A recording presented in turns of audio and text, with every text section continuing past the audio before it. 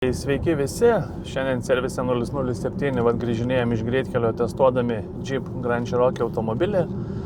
17 metai, 5,7, V8, Hemi ir ne vieną švieslentę pravažiavau degalinėse.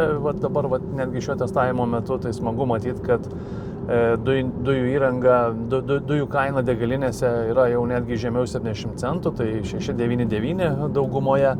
Tai kai tuo tarpu benzino kainos yra taip grubiai nuo €60 iki €90. Tai įsivaizduokit, praktiškai litras nuo €1 tauposi. Ir jeigu aš važiuoju su, čia bent jau skidelė matau vidutinė sąnaudos užfiksuota 16,5 litro, tai jeigu su 5,7 aš važinėju ir €1 nuo 1 litro taupau, tai įsivaizduokit, net sakykim, kad jisai čia tokiu vidurkiu važiuoja 16,5, tai aš apie €15 susitaupau nuo 100 km.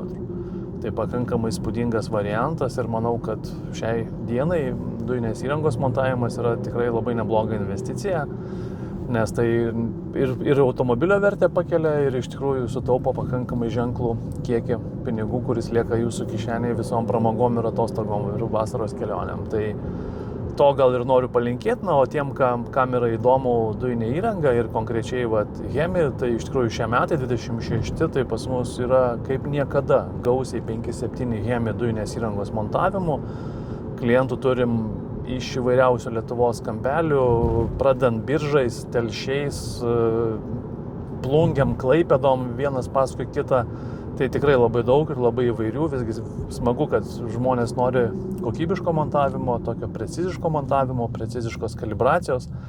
Tai džiaugiamės, dirbam toliau, stengiamės pasiūlyti maksimalią kokybę savo klientams, taip kad jeigu jūs ieškot maksimaliai kokybiškų variantų dujinės įrangos, tikrai kreipkitės, bandysim padėti. Ačiū.